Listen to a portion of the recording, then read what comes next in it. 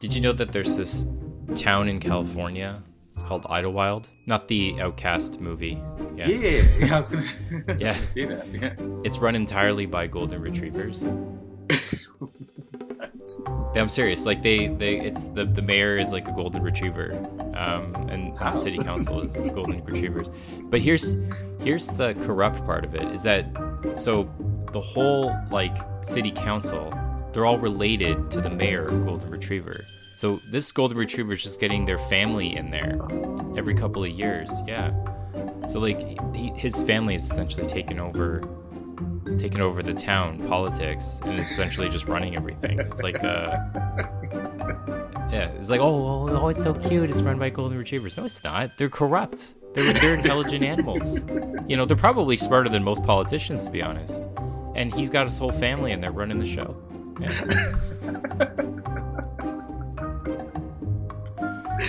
Like everyone's scared about the Democrats and Republicans. No, you gotta watch out for the golden retrievers. You gotta watch out for them for sure. Oh my god. I think sometimes it's okay when animals do it, but when humans do it, it's okay.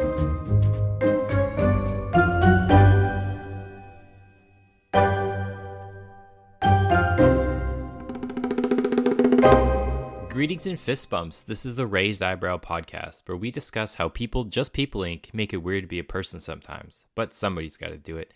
We are your hosts, Kojo, Alex, and it was supposed to be Mike, but he's got other more important things to do right now than hang out with us. But that's actually a good thing because he always holds us back, so it's only upwards from here. Okay, Kojo, let's get into it. How are you? How are you doing? I'm doing good. I think Mike is gonna kill us. That's fine. It's, you know, you miss an episode. You deserve to get thrown under the bus. That's how things roll. I guess this becomes a show where we talk shit about Mike. Yeah, exactly. Yeah. This is the Mike. Yeah. Yeah. Talking to him about his controversial basketball views. Exactly. Yeah. I was watching this thing interesting. So like I was watching this thing about crows. Do you ever look at crows? I love crows. Amazing animals. So my family, more like a symbol is the crow. Oh, really? I didn't know that. Yeah. That's cool. So we're supposed to share the same, what do you call it? Like family ties with them. So they're family too. That's really interesting. So I think you're going to find what I'm about to say even more interesting. So outside of like primates and some animals, they're the only other animal outside of primates that actually use tools. Right. Yeah. Yeah. So they did studies on crows where they would give the crow like a stick or a wire and then a puzzle. And then at the end of the puzzle, they would get like food. And the crows were able to use the tool appropriately for the puzzle to get the food. And some of the puzzles would have multiple steps to them, which is like a sign of intelligence. Oh, wow. And they said that like the intelligence that they exhibit is greater than like essentially or equivalent to like a human at 7 years old. Oh, wow. Wow. Yeah. Or most politicians. So does it mean they have a different brain? Like, you know how like there's the chicken brain, the lizard brain, and then there's the other brain. Do they have more advanced brain for that? I would assume so. Yeah. There's something about them that is more advanced. Like they would remember. So if you were mean to them, they would remember you. Like they would facially, like they would recognize your face. If you were nice to them, they would remember you. You could also like train them to go get stuff. Like you could do this with some birds too. Like pigeons do this, right? Where if a bird comes to your balcony or whatever and brings you something, you could give it something and then it will come back and give you stuff and it'll bring you better stuff. And you could train it to kind of give you the right stuff. So if it gives you something that is like of a higher value, you increase the reward. Oh, wow. If it gives you something of lesser value, you decrease the reward. So over time, it will learn that these things get more rewards. And there's this one guy who trained the bird to bring him back dollar bills. So the bird would arrive at his apartment with a dollar bill in his mouth, and he would give the bird food. That is smart. That is Yeah. smart. So, anyways, I'm. It now would be training the amazing whole- if you could train the bird to like bring like certain kinds of dollar bills. Yeah, So you bring a dollar bill, and it's like a little, not such a big reward, but then if it's like $5, it's a bigger reward. yeah. That'd be so cool, though. You just have like a whole flock of birds just bringing you stuff Yeah. all the time.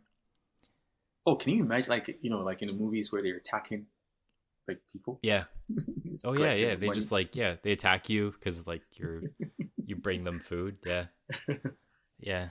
And then Yeah, they, I mean, I've heard a lot of good stories about crows and being very intelligent. Yeah, it's very fascinating. One thing that I didn't really understand is why are they known to be more like you know, Hitchcock uses them for like, you know, like oh, really symbols of death. dark. Yeah.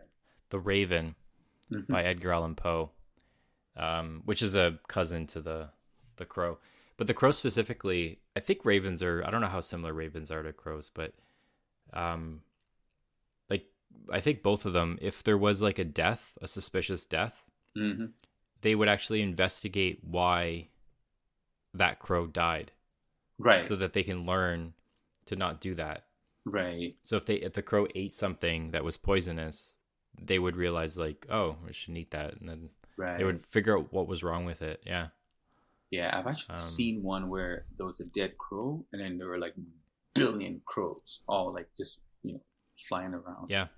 Yeah. Yeah, they're probably investigating what's going on. Yeah, and they would Yeah. share information. So if you're like if you're mean to one crow, that crow would tell the other crows nearby that you're mean, and then all the other crows would recognize that you were mean. Yeah, They're like, attack! it's quite fascinating. Yeah, I kind of went down this whole like crow rabbit hole.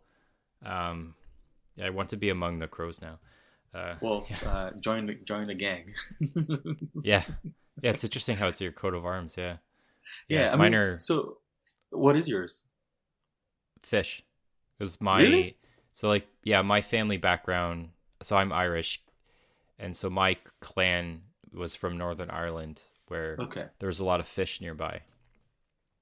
There's two rivers in Northern Ireland, like two main rivers, and Right. we were mainly lived on those two rivers, hence Yeah. fish. Yeah. Ours is so they're like, I think they're like about 9 families, clans, and then each are assigned an animal. So then you're related to that animal. Yeah, yeah, it's interesting how like animals are always like closely tied to. Like in England, like they're lions because was it King Richard Lionheart? Mm-hmm. That's where that comes from. Yeah. Yeah, I think that's why England has the lion as a part of its coat of Right. arms. What is the Going from that family. the animal that has like I think it's like a dog and their puppies like breastfeeding? Is it in England? I've seen it. I've seen that sign somewhere. You mean Rome? Is it Rome? It's Yeah, it's it was a a wolf. it's I think it's a wolf or something. Yeah, with Yeah, so Yeah. that's Rome. That's a wolf, I think. And then the two underneath are two babies, which are oh, actually, yeah, which are the two founders of Rome. One of them is Romulus, hence Rome. He ended up killing his brother. Yeah, and that's where Rome got its name. yeah, Yeah, there's like a wolf, and then there's two babies underneath it yeah, feeding. Yeah, because the legend has it is that they came to Rome and they were young, and the wolf fed them, I guess, took care of Mhm. them, and then that's where they founded Rome, and then they ended up growing it as a city, and then I mean, everybody in Rome killed everybody at one point or another, but they eventually, yeah, Romulus is the guy. He's the one who kind of like took the mantle and became like the first emperor of Rome. hmm Hmm. Yeah, and so if you look at like AS Roma, the football team, that's like their crest. Right. Yeah, yeah, That's it's kind cool. of cool. Like I always like history like that, like where there's like a story and there's like something getting called back to something. Yeah. Yeah, There's a story in Winneba, which is in Ghana, one of the towns next, not far from the capital city of Ghana. Um, and they were hunters. I mean, there's the fishermen and then the hunters, but they have this festival called the Deer Hunt Festival, and yeah. the idea is that the deer. Well, so then once during the festival, they're supposed to go and hunt this deer, and after capturing the deer, they would um they would either bring farming, like you'll get more crops when they farm, or fish for the fishermen. So the first Hmm. family to bring the deer gets this sort of blessing. Huh. Yeah, That's interesting. it's a very interesting. Like so, it happens in May. Yeah, actually, like right now, it should be happening sometime this month. It's like a parable. Yeah. Yeah. Uh, One I heard recently was it was like the Chinese farmer, and I guess it's like a Chinese parable. So there's this farmer, and he has like a horse, and the horse ran away, and the townspeople were like, "Oh, that's bad news." And he's like, could be bad, could be good. I don't know yet. And then eventually the horse comes back with two more horses with it. So now he has three horses. And the townspeople are like, oh, that's great news. And he's like, could be good news, could be bad news. I don't know yet. And then his son trains one of the horses to plow the fields. Right. And then he falls off the horse and hurts himself. He's injured. And the townspeople are like, that's bad news. And he's like, could be good news, could be bad news. I don't know yet. And then eventually there's a war that breaks out. And then the representatives from the emperor come by and try to get all able-bodied people to fight. But because the son is injured, can't fight. And they're like, oh, that's good news. He's like, I don't know yet. Good news or bad news. The moral of the story is, it could go on forever. The moral of the story is that if you have like this perception in mind about like what the actual situation is before you Yeah. actually see it play out, then your perception of reality is kind of filtered through that lens, Mm-hmm. right? Mm-hmm. So he just kind of takes everything in stride. It's not good, it's not bad, it is what Yeah. it is. It's very like Confucius kind of Yeah. perspective, or Taoist. I'm not sure. I always get those two mixed up. But yeah. Yeah. I like that. Such a Yeah. really cool. Yeah. Um, I learned something new today. Similar something like that, but I think it's more of a Russian. No, is it Russian? I forgot. Yeah, we haven't covered Russia yet, so let's cover Russia. We already did China, Africa, Rome, England. Let's do Russia. Let's keep We started going. off with California. Let's just tell parables from around the world. Right. Yeah.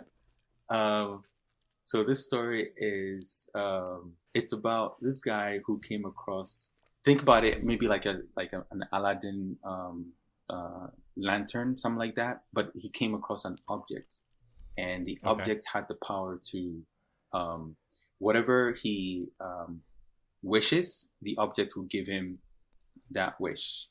Um, Okay. so then the guy was very excited that he can make wishes and ask for things like I want gold, castles, all these riches. Anyways, but then the object said there is a clause based on all your requests, and the clause is if you request for something and I offer you that something, your next door neighbor would also get that same thing but twice. So then the guy is like, well, then take one of my eye out.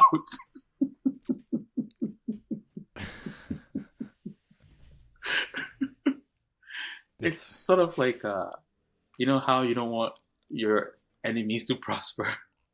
yeah, yeah. That reminds me of a joke. Um, a man is divorced, right? And he gets a genie bottle, and the genie's like, I'll grant you three wishes, and whatever I give you, I give your wife, twice as much. And he's like, okay. So he asks for like a bunch of money as his first wish, and he gets like $1 million. His wife gets $2 million. And then he asks for like, a nice house. He gets a nice house. His wife gets a house that's twice as big. And then the genie's like, okay, you have one more wish left. And he's like, okay, you see that stick over there? Beat me with it.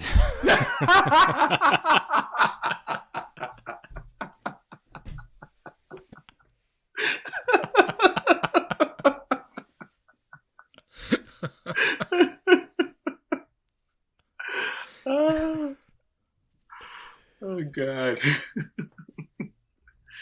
It's so funny.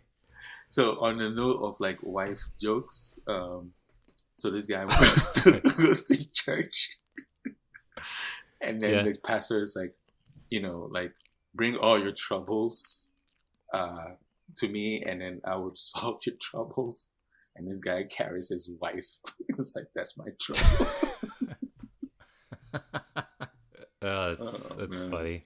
Actually, one thing that this is completely like take a huge left turn here, but why not? Have you ever heard of like, they're not like haunted cities. They're like something tragic happened in a city, and then like that city after the tragedy has like a paranormal experience that kind of happens in it.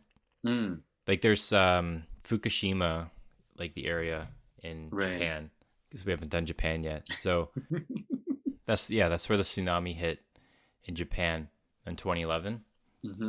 Like I saw this one exhibit for it, and it was really, really kind of moving. Like the person kind of took a bunch of, they found a bunch of photos that were just, because everything got destroyed, everything was washed everywhere. It's just like you take an entire city and you just kind of like, it's like you just shake it all up. Everything is everywhere, right? Yeah. And they found all these photos that were destroyed by the tsunami, and the salt water kind of destroyed a lot of the quality in the photo. Yeah. But you can still kind of see some of it. But some of the people you don't know who the people were, or they could have died, or you have no idea to finding whose it is. So there's this giant collage, like just fills like an entire room of all these like lost photos of lost people in the city. They've rebuilt a lot of it, not all of it though, but there's still like the pain in the city because like it was completely destroyed and changed. And there'd be like cab drivers who would pick somebody up downtown, and they would say, can you take me home? And then they would give the address, and they would drive towards their home, and then as they get closer to their home, the person in the backseat would just disappear. What? Yeah, so it's like the cab drivers, and there's actually videos on YouTube, whether you believe it or not, but you can watch it, and there's like, you would see like, because cabs always have like a camera that's facing the person in the back, and the person would get in, and then halfway through the ride, they would just disappear. Oh, wow. Yeah, because they're trying to find their way home because the tsunami washed them away. Right. So they're lost, and they're trying to find home. And then when they get home and they recognize where they are, they disappear. That's trippy. Yeah. Can you imagine being a taxi driver and like experiencing something like that? Yeah, and then you just waste all this gas and they're not going to pay their fare. Like, know, kind of rude. I mean, I'd be more freaked out by the whole experience. Like, there was a ghost in my car? I just want to see a cab driver just go temporarily into the afterlife. Trying to get their money for the fare. Where's my money? Where's my money? Brings them back to life. Their money back.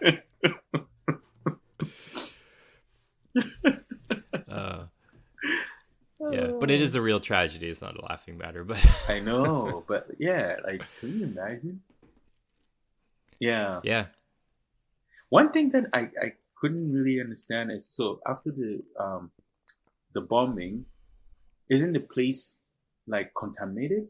Like, you know how like Bikini, they can't go back, but this one, how are they able to like, rebuild the place?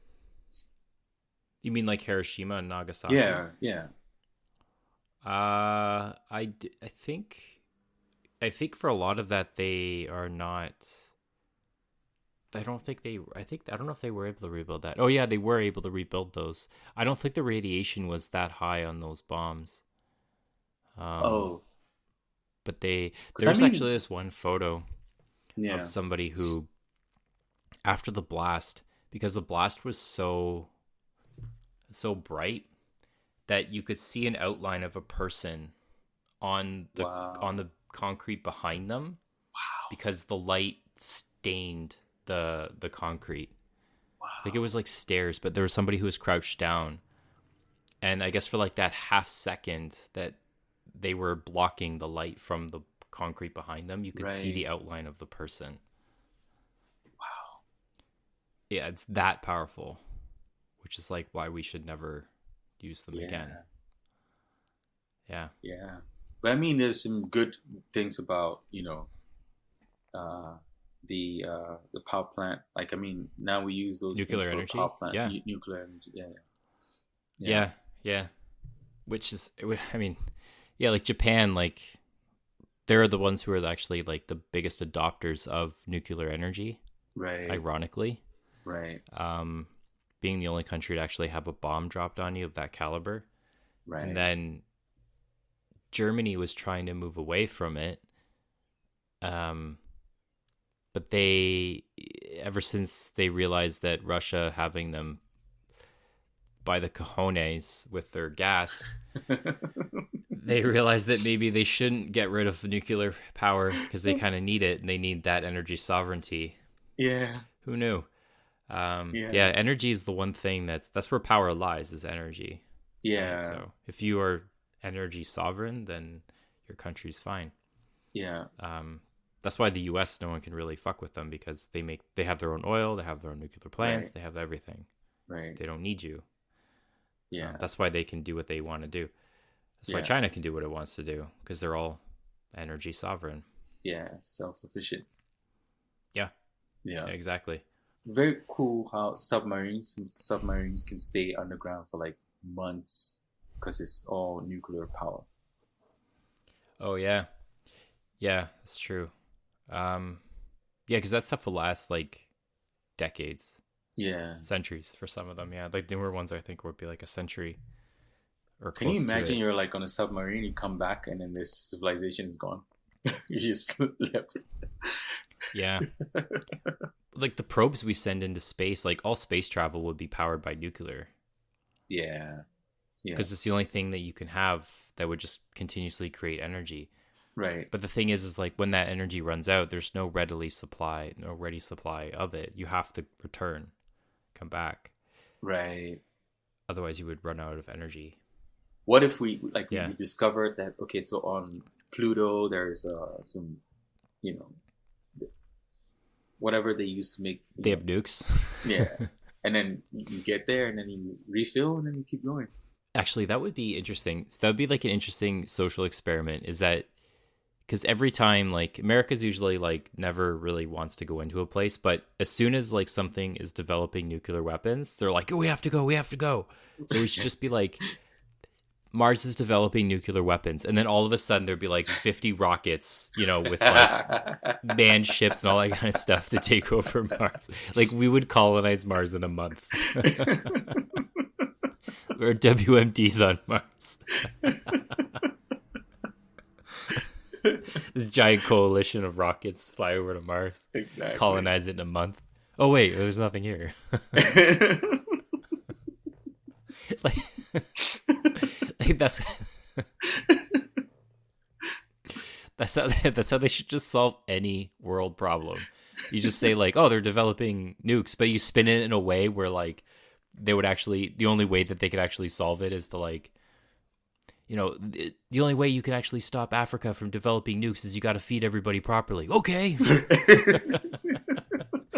And Africa has farms everywhere. It's all self-sufficient.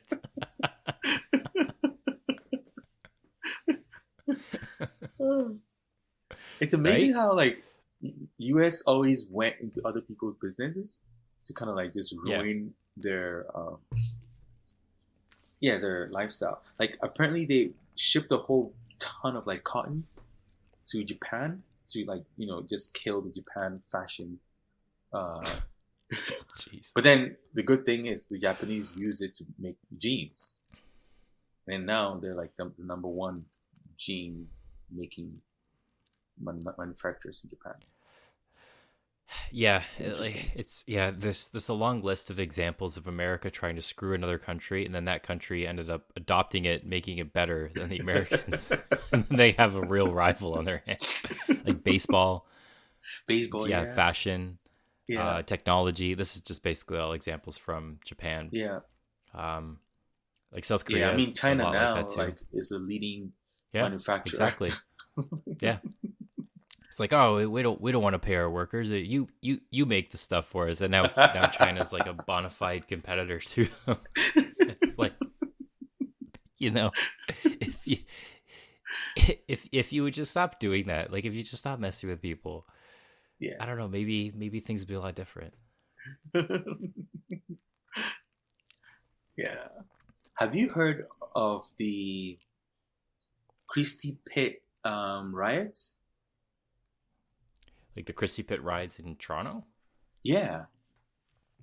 No. So this is before the Nazi propaganda stuff that Germans try to like wipe Jewish people off the planet. Um, Yeah.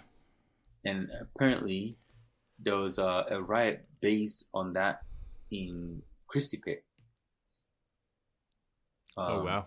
yeah. So I mean, at that time, like Irish and Jewish people were like the bottom of the bottom. So, Yeah. And just to give some context to our listeners, the Christie Pits it's a park now here in Toronto, Ontario, Canada. It's called Christie because that's where the cookie company Christie was. right. That's where their factory was. But then they moved the factory, and then it was just it looked like a pit, but it's all grass. It's like a Hmm. grassy area now. It's a park. There's a baseball diamond there, and there's a semi-pro baseball team that plays there now. Have you? But historically, it wasn't. Go ahead. Is there a football field there as well? Yeah, I think so. Yeah. Okay, because I need to find out where it is because apparently that place was very like um, lots of immigrants like Irish, Yeah. Jewish. Yeah. Um, Yeah. you had some Italians as well, and Yep. at that time, since nobody wanted to play with them, so I mean, they didn't like each other, but they play with each other. And there was a baseball game between the Jewish club and I think some Catholic uh, team, which happens to I think it was Irish people, something like that. And then the Germans came with their flags and started a Oh, whole jeez. yeah. Um, Yeah. and by the end of the day, like the whole Toronto was like there were people um, like attacking Jewish people all over the city. It was Yeah, I insane. didn't know that. Yeah, Yeah. Christie Pit riot. Huh. Toronto has some really interesting stories. Like you wouldn't think Yeah, like they're like hardcore Germans, like Nazi people. well, there Which, was everywhere, right? It was, because like when Hitler rose to power, like Germany had high inflation, like really high inflation. mm-hmm. Um, the mark was useless, and the national pride was like nowhere. And I mean, the Nazis were like, they were a fringe party. Like a lot of the people there's a really good documentary series called Circle of Evil. Mm. I saw it on Netflix, but it kind of profiled like all of the circle of evil that surrounded Hitler. Like Goebbels was messed up. They were all messed up. Mm-hmm. But it's kind of like a right time, right place kind of thing. They were annoyed just like everybody else, but they were a little bit more extreme in their views, and they were also more manipulative. Right. So they rose to power, and they had a lot of these good ideas. And in the beginning, they kind of played the PR game pretty well, where to the point where Berlin got the Olympic Games in 1930, and that's where like Jesse Owens, the American sprinter, Mm. he was the Nazis wanted to show off how great the Aryan race was, and then Right. had Jesse Owens show up, and he just dominated that. And he was a black man. You know, he was facing segregation and racism over in the United Right. States, and so U.S. in this case was not that much better. But he went there and he beat everybody, won all these races, gold medals and stuff like that. Just dominated it. It's like, I guess it's not that good. He ended up actually befriending one of the German sprint athletes Okay. who actually empathized with him, because he was told to hate him, but then he realized like Right. this guy's just like me, and he's Right. as good as me, or if not better, as a runner. Yeah. He's a good person, and they ended up exchanging letters and stuff like that, and he couldn't say anything or speak out because like if he did, his family would be killed or arrested or something like that, or he would be killed or arrested. And but they would exchange letters in secret, and he was always like kind of wanting to like escape from all of that, Right. but he couldn't. I think he ended up dying, the German sprinter. Yeah. Anyways, so they use like the PR and stuff like that to kind of like rise up the power. Right. Hitler was Person of the Year for Time magazine at one time. Really? Yeah. Time magazine. So Times Man Magazine, like the American Times Magazine. The American publication, Times Magazine, named him Man of the Year. Yeah. That's why it's important to understand history, because like who you're celebrating at the time and what kind of Yeah. ideas that you are Yeah. promoting, perpetuating in society may not Yeah. be the right ideas Yeah. down yeah. the road. Yeah. So don't get Yeah. caught up in the hype of the Right. time. I mean, like history. even with this riot, for instance, we're talking about. I might think, well, at that time they haven't really started doing their evil, crazy thing that they did Yeah. with the Jewish people. So people who were doing that riot were probably not thinking that in the next few years this is what's going to happen to the world. Yeah, and it's reasonable to say that probably many of the Germans who were in that riot may have ended up joining the Canadian military to fight the Nazis. So they may have just been Right. caught up in the time, and then the Yeah. war may have changed their perception. So they're not evil people. There are a lot of people who wore those Nazi brown uniforms in Yeah. Hollywood, right? Yeah. Yeah. Yeah. Yeah. I mean, I think the bottom line of this is don't go beating somebody up because you don't agree with them. 'Cause- Yeah. The British Prime Minister, Neville Chamberlain, yeah. who was the Prime Minister at the beginning of the war, eventually became Winston Churchill. Right. And prior to the war, Neville Chamberlain praised Hitler for what he did with the country, turning it around. Oh wow. Yeah. The royal family, the British royal family, that is, Yeah. King Charles, Queen Elizabeth. Well, yeah, 'cause they're Germans. They're they have a. They're line. German, yeah. Yeah. Their real last name is German. I can't remember what it is. Windsor is their current last name, but they're they're German. So Queen Victoria. So even in World War I, especially, Queen Victoria was the grandmother to the Kaiser, to the British royal family, Kaiser. I think like the Romanovs, like they were all related to each other. It was just basically like a family kerfuffle. Like honestly, like they were just Wow. families bickering at each other. And then Yeah. how many people died? Yeah. Yeah. Yeah. Yeah. No wonder why the French got rid of theirs.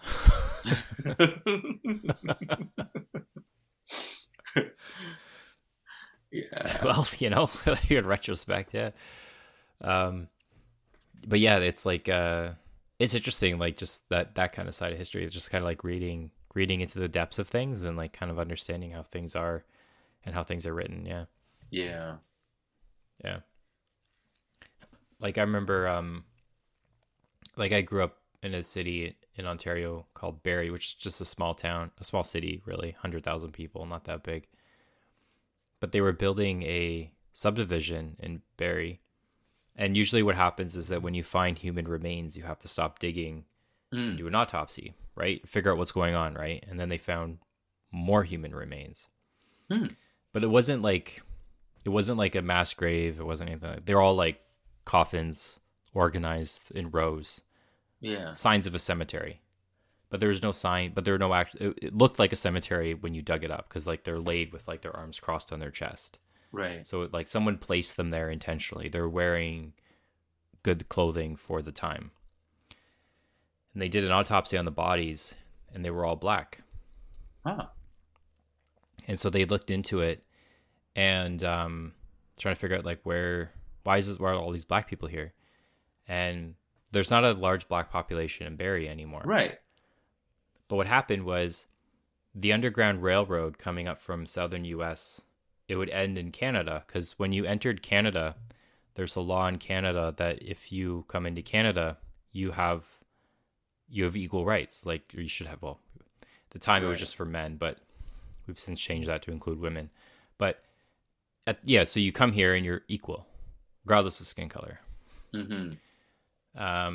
That was a guy named Simcoe who did that. John Graves Simcoe, I think his name was. Is it the Simcoe that the street's named after? Yeah. Okay. And the county and that Barrie is in actually. So, and there's many different spots around Barrie or around Ontario where the Underground Railroad ended.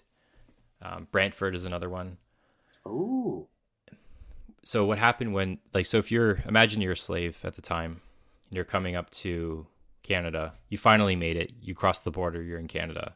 So you're out of the United States. So no one's really going to be chasing you at that point. Like there might be, but it'd be really difficult for them to bring you back if they were. And it's probably not worth it at that point.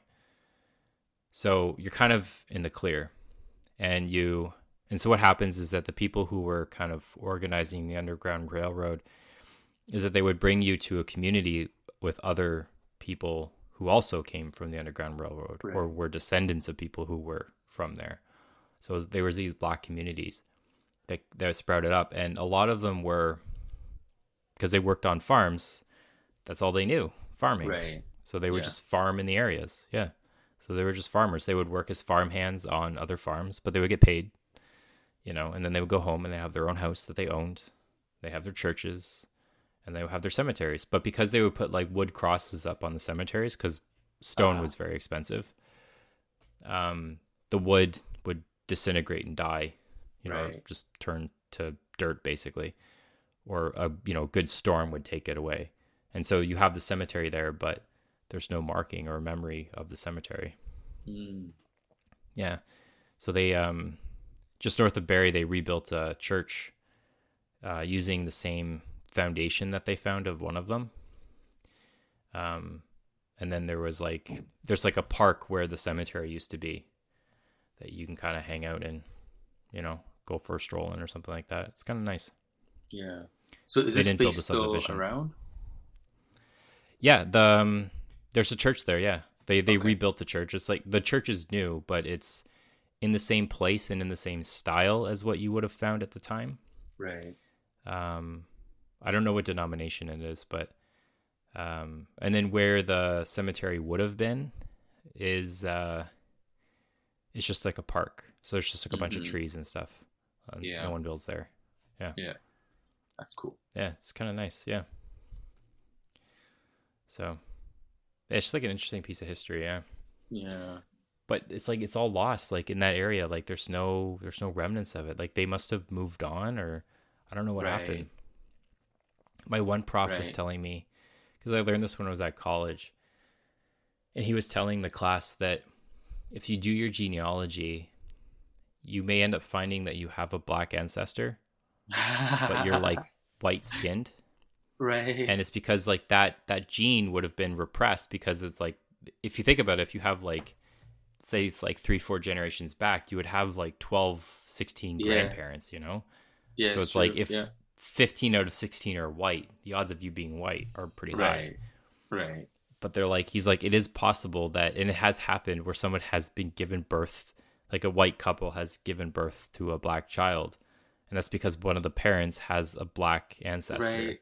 but they just don't know that they do because they're like so far back. But it's in the genetic code. Yeah, Yeah. yeah, it's quite fascinating. Yeah, so You're like, I'm black? What? Like Dave Chappelle when he Oh, joins yeah. the KKK.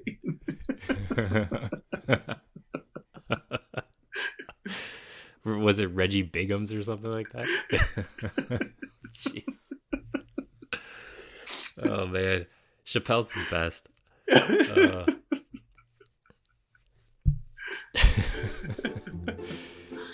Oh man. I think sometimes like we have to be able to laugh at ourselves a bit. Put everything. Oh yeah, if you're not aside, gonna laugh just at yourself, what else are you gonna laugh at? Yeah, yeah, yeah. I don't know. As a final thought, I think, yeah, just laugh at yourself more. Read history. Yes.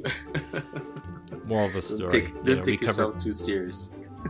Yeah, exactly. We covered parables from around the world, and yeah, what do they all teach us? Yeah. Yes. Good news, bad news. Yeah, it doesn't matter. It's all perception. Yeah. For this week, yeah. All right. All right. How much? And just in honor of Mike here, and remember, kids, always swim with water wings. There you go. Yeah.